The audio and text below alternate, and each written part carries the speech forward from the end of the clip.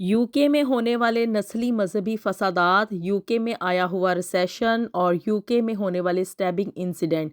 अब इसके बाद यूके के रहने वालों को यहाँ पे कुदरती आफात का भी सामना करना पड़ रहा है। बिस्मिल्लाहिर्रहमानिर्रहीम, अस्सलाम वालेकुम एवरीवन। एक नए दिन और एक नए व्लॉग का आगाज़ करने जा रहे हैं। इस वक्त जो है ना यूके वो बहुत ज़्यादा बुरे हालात में से गुजर रहा है। जहाँ पे यूके में रिसेशन आया हुआ है, यूके की आवाम जो है वो इस वक्त यहाँ पे कॉस्ट ऑफ लिविंग और दूसरे मसाइल का शिकार है।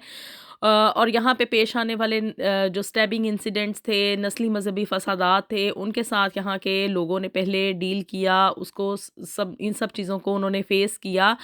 अब इस होने पे सुहागा ये हुआ है कि यहाँ पे यूके में कुदरती आफात जो हैं वो भी आना शुरू हो गई हैं, और ये विंटर जो है वो यहाँ पे रहने वाले लोगों के लिए उसको फेस करना बहुत ही ज़्यादा मुश्किल होने वाला है। यूके की हुकूमत ने यहाँ पे रहने वाले लोगों के लिए डेथ वार्निंग जो है उसको जारी कर दिया है। वो इसलिए कि यहाँ पे यूरोप में एशले स्टॉर्म आया हुआ है, और वो स्टॉर्म यानी कि एशले स्टॉर्म इस वक्त यूके की बॉर्डर्स के साथ हिट हो रहा है। यानी कि जो साहिल समंदर हैं वहाँ पे एशले स्टॉर्म हिट हो चुका है, और इस वक्त स्कॉटलैंड, वेल्स और इंग्लैंड के कुछ इलाके यानी कि वेस्ट इंग्लैंड के कुछ इलाकों में डेथ वार्निंग जो है वो जारी कर दी गई है। डेथ वार्निंग जारी करने का मकसद सिर्फ और सिर्फ ये है कि लोग जो हैं वो मुहतात हो जाएं, क्योंकि यहाँ पे एशले स्टॉर्म की वजह से बहुत ज़्यादा जो है ना वो बारिशें हो रही हैं।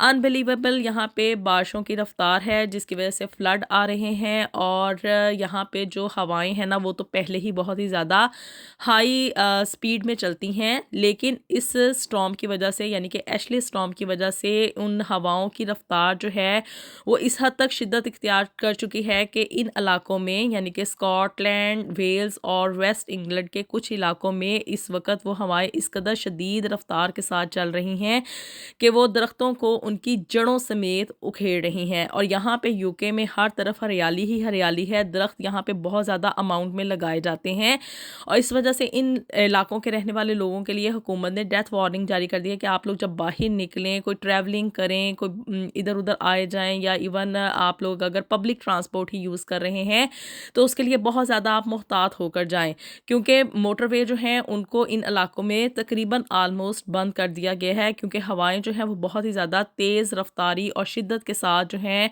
वो चल रही हैं। 80 माइल्स पर आवर की रफ्तार से हवा जो है वो चल रही है, बहुत ज़्यादा हाई रफ्तार यानी कि स्पीड के साथ हवाएं चल रही हैं, और वो इतनी ज़्यादा उनमें शिद्दत है कि वो दरख्तों को उनकी जड़ों समेत उखाड़ रही हैं, बेंचों को उठा उठा के फेंक रही हैं, जिसकी वजह से क्या है कि लोगों को माली और जानी दोनों तरह के नुकसानात की वार्निंग दी गई है कि आप लोग अपनी खुद सेफ्टी को मद्देनज़र रखते हुए ट्रैवल करें।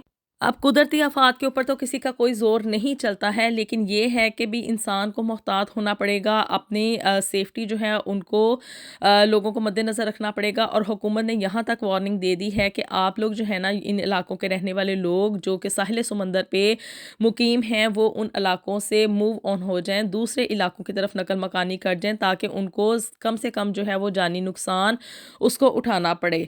यहाँ पे यूके में इस वक्त हालात मैं अक्सर बताती हूँ कि इतने सूटेबल नहीं हैं, लेकिन इस वक्त जो है ना वो बिल्कुल भी ये विंटर लोगों के लिए अनसूटेबल है, क्योंकि यहाँ पे विंटर जो है वो बहुत ज़्यादा एक्सट्रीम हद तक यहाँ पे सर्दी होने वाली है। एशले स्टॉर्म जो कि इस वक्त यूके की सरहदों को हिट कर चुका है, उसकी वजह से यहाँ पे बारिशों की रफ्तार बहुत ज़्यादा तेज़ हो चुकी है। अनएक्सपेक्टेडली यहाँ पे बारिशें बहुत ज़्यादा हो रही हैं, नॉर्मली भी होती हैं बारिशें यहाँ पे, लेकिन इस विंटर में जो है ना वो बारिशें बहुत ज़्यादा हो रही हैं, और सर्दी की जो शिद्दत है उसमें भी ज़्यादा इजाफा है। बर्फ़बारी यानी कि स्नो होने के भी बहुत ज़्यादा एक्सट्रीम चांसेस हैं। नॉर्मली लोगों के लिए क्या है कि भाई यहाँ पे विंटर में लोग हीटिंग वगैरह चला के मोस्टली गुजारा करते हैं, लेकिन इस दफ़ा एनर्जी के बिलों में बहुत ज़्यादा इजाफा हो चुका है।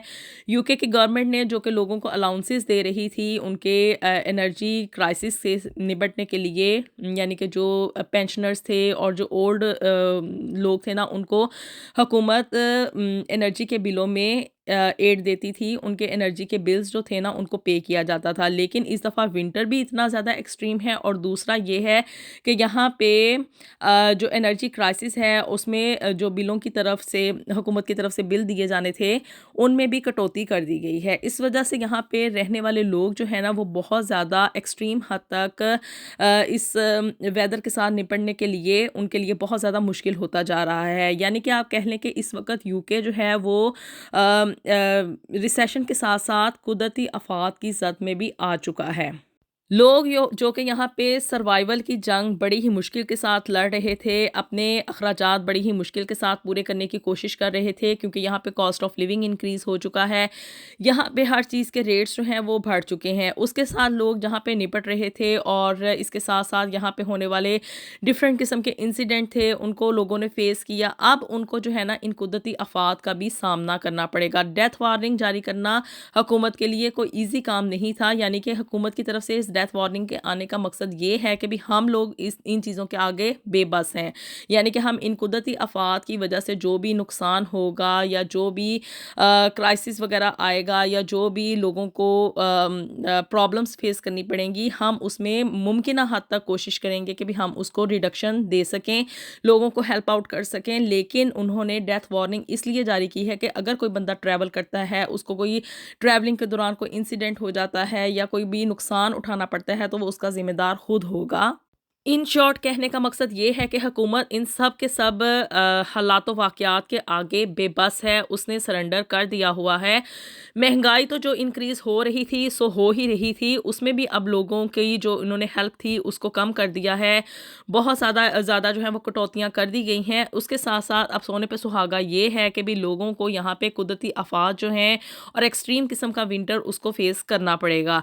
जी, तो यहाँ पे अभी वो लोग जो कि सोच रहे हैं कि भी यहाँ पे मूव करके आ जाएं, माइग्रेशन करवा लें, यहाँ पे आके रहना शुरू कर दें, तो उनको ये एडवाइस है कि अभी फ़िलहाल के लिए विंटर में यहाँ पे मूव होने के बारे में यूके के किसी भी इलाके में ना सोचें, क्योंकि यहाँ पे लोग जो पहले रह रहे हैं उनके लिए ही यहाँ पे गुजारा करना बहुत ज़्यादा मुश्किल है। वो यहाँ पे सर्वाइवल की एक जंग लड़ रहे हैं, न सिर्फ महंगाई के साथ बल्कि वेदर के साथ भी। वेदर यहाँ का बहुत ही ज़्यादा बुरा हो रहा है, क्योंकि यहाँ पे एशले स्टॉर्म जो है उसने हिट कर दिया है। ना सिर्फ यूके में बल्कि यूरोप में भी यही आलमोस्ट इससे मिलते जुलते ही हालात हैं कि हर तरफ यहाँ पे यूरोप में जो है वो सर्दी की एक एक्सट्रीम किस्म की लहर जो है वो आ चुकी है। और आपको पता है कि जब कुदरती आफात आती हैं तो जी समंदर की जो लहरें हैं वो भी तकरीबन 5-5 फीट की बुलंदी के साथ आ रही हैं। ये बहुत ज़्यादा एक्सट्रीम लहर है कि 5 फीट की बुलंदी के साथ जो समुद्र की लहरें हैं वो साहिल समुंदर के साथ टकरा रही हैं, और उसकी वजह से वहाँ के रहने वाले जो लोकल लोग हैं ना उनको बहुत ज़्यादा नुकसान होने वाला है। और इसके साथ-साथ लोगों को ये भी डर है कि कहीं जो रशिया है वो यहाँ पे यूके में कोई एटॉमिक धमाका ना कर दे, कोई एटम बम ना गिरा दे और उसकी वजह से वो अपनी जान से ही हाथ धो बैठें। तो लोग इस वक़्त जो हैं वो खौफ व हरास में की लहर में मुब्तला हैं। लोग जो हैं वो डरे हुए हैं। उनके लिए अपने आप में यहाँ पे रहना बहुत ज़्यादा मुश्किल हुआ है। यहाँ तक है कि भी लोग यहाँ पे से यूके में से मूव करके और कंट्रीज़ की तरफ जा रहे हैं, क्योंकि यहाँ पे सर्वाइव करना अब बहुत ज़्यादा मुश्किल हो चुका है।